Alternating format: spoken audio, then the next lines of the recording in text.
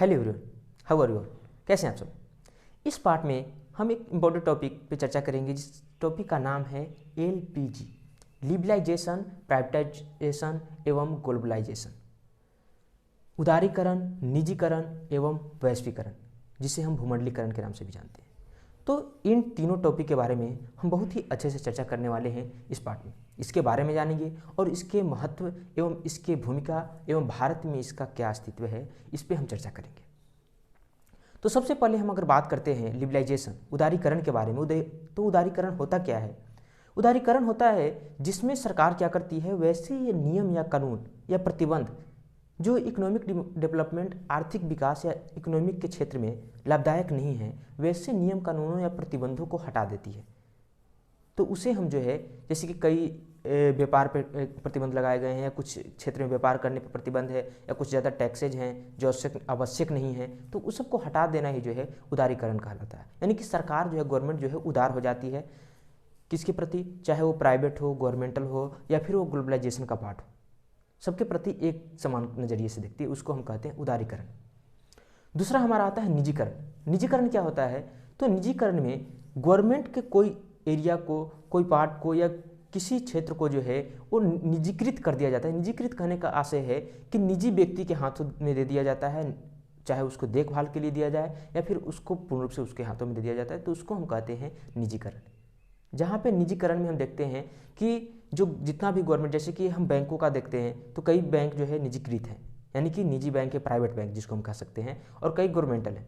तो इस प्रकार से जो है जो गवर्नमेंट सेक्टर को, जैसे कि आप हाल ही में सुने होंगे कि कुछ रेलवे के कुछ पार्ट को जो है वो प्राइवेटाइजेशन किया गया है, यानी कि निजीकृत कर दिया गया, निजी व्यक्तियों के हाथों में दे दिया गया है। तो ये आपका होता है निजीकरण, जो कि इकोनॉमिकल कंडीशन जब अगर किसी कंट्री का खराब होता है तो ऐसी स्थिति में प्राइवेटाइजेशन करना जो है एक अच्छा ऑप्शन होता है उस समय का, जिसमें जो है अपने इकोनॉमिक को जो है बेहतर ढंग से उस समय जो है संभालने के लिए ज़रूरत होता है। तीसरा हमारा होता है ग्लोबलाइजेशन, जिसको हम वैश्वीकरण या भूमंडलीकरण के नाम से जानते हैं। वैश्वीकरण या भूमंडलीकरण क्या होता है? तो अपनी अर्थव्यवस्था को, जो हमारा अर्थव्यवस्था है, उसको विश्व की अर्थव्यवस्था से जोड़ना ही जो है भूमंडलीकरण कहलाता है, जिसको हम वैश्वीकरण कहते हैं, जिसमें हम अपनी अर्थव्यवस्था के अन्य की अर्थव्यवस्था के साथ जोड़ते हैं। कैसे? व्यापार के माध्यम से या लेन देन, आयात निर्यात के माध्यम से या फिर अन्य कई तरीके से, चाहे डेवलपमेंट करने की बात हो या फिर किसी प्रकार के मुद्दे की बात हो, जिसमें हम अपने अर्थव्यवस्था को अन्य रूप से जो है, खास करके अगर बात करें तो व्यापार के माध्यम से अन्य देशों के साथ जोड़ते हैं, तो हमारा कहलाता है वैश्वीकरण यानी कि भूमंडलीकरण। तो ये हमने देखा जिसमें निजीकरण, उदारीकरण एवं वैश्वीकरण। अब इसके कुछ बैकग्राउंड को जानते हैं कि एलपीजी क्या होता है, ये कैसे आया और इसके पीछे क्या क्या कारण, भारत में इसका अस्तित्व क्या है, या इसका महत्व क्या होता है, इसका लाभ क्या होता है। तो इसके लिए कुछ इसके बैक पार्ट में हम जाते हैं। तो सबसे पहले अगर हम बात करें तो 1947 से लगातार हमने देखा कि 47 से 77 तक लगातार जो है जो गवर्नमेंट रहा वो रहा कांग्रेस का 30 साल तक। उसके बाद 1977 में पहली बार गैर कांग्रेसी सरकार बनी, और इन सभी पॉलिटिकल उथल पुथल में जो एक टक्कर देने के लिए जो नया पार्टी एक उत्पन्न हुआ कांग्रेस को, वैसी स्थिति में सरकारें जो है, सरकारों पे इकोनॉमिकल लोड बढ़ता गया, सुविधाएं देने का कि हम अगर सुविधा देते हैं तो हमारी पार्टी आगे बढ़ेगी। इस तरह से कई तरह के जो है बातें होने लगी, जिससे कई तरह के लोड जो है सरकार पर बढ़ते गए, जिससे कि इकोनॉमिक का भार बहुत बढ़ गया, यानी कि लोगों का बोझ। ऐसी स्थिति में सरकारें कई तरह की जो है फ्री में बांटने का काम भी करने लगी कि हमारी सरकार आएगी तो हम ये करेंगे वो करेंगे, तो अनेक प्रकार के जो है वादे भी करने लगी, जिसका परिणाम यह निकला कि 1991 ईस्वी में हमारे देश की स्थिति इकोनॉमिकल रूप से इतना खराब हो गई कि उस समय हमारे पास मात्र 15 दिनों का जो है पैसा इकोनॉमिक बचा था, यानी कि 15 दिनों का खर्चा हमारे देश में बच रहा था, यानी कि 15 दिनों के पास हमारे पास जो है बाहर से अन्य देशों से खरीदने के लिए कुछ नहीं बचता। ऐसी स्थिति में उस समय हमारे देश के प्रधानमंत्री थे पीवी नरसिम्हा राव, और उस समय वित्त मंत्री थे डॉक्टर मनमोहन सिंह।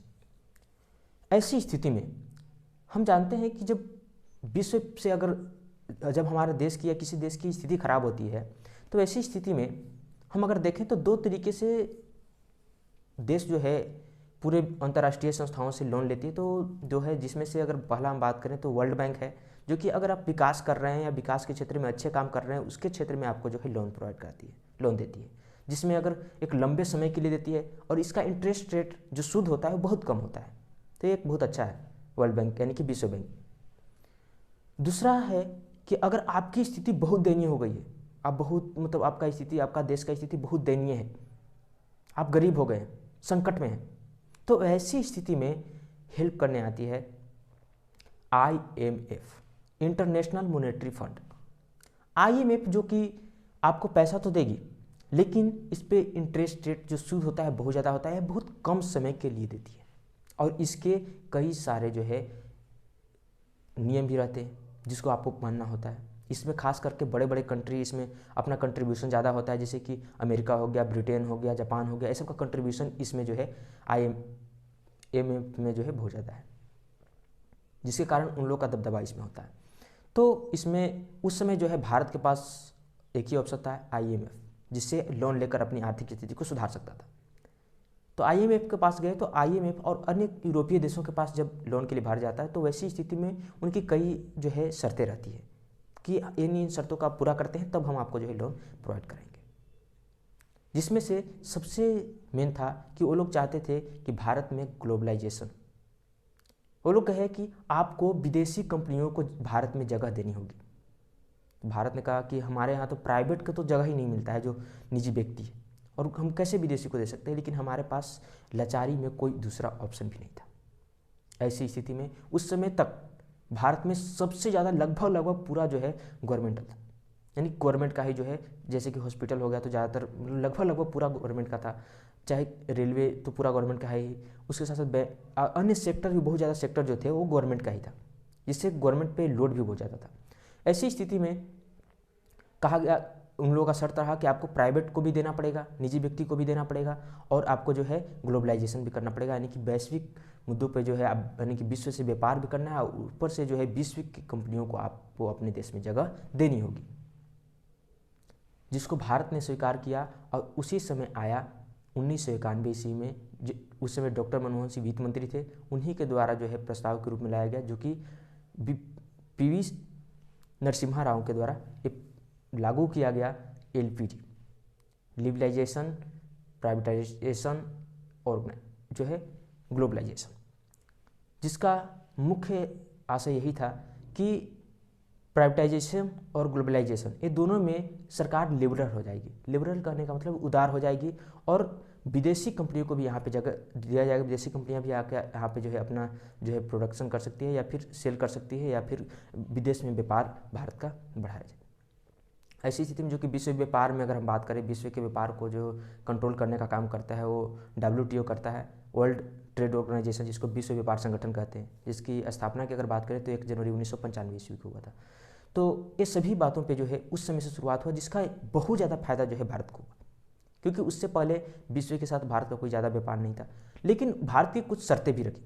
जब उन लोगों को शर्त भारत मान लिया तो भारत की भी कुछ शर्तें थी कि अगर हम विदेशी कंपनी को यहाँ पे जगह देते हैं तो उसमें उनका मात्र 49% ही जो है शेयर रहे, यानी कि उनको किसी 51%, यानी कि भारत के किसी व्यक्ति को जो है निजी व्यक्ति को उनको पार्टनर बना के, जिसका शेयर 51% और विदेशी का 49% रहेगा, और दोनों मिलकर जो है कंपनी चला पाएंगे। ये शर्त भारत का था।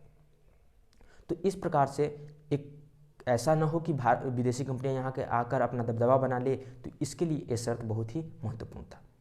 तो ये सब बातों से जो है उस समय से जो है LPG जो है हमारे देश में लागू हुआ, जो कि बहुत ही एक आर्थिक विकास में बहुत ज़्यादा सहयोग किया।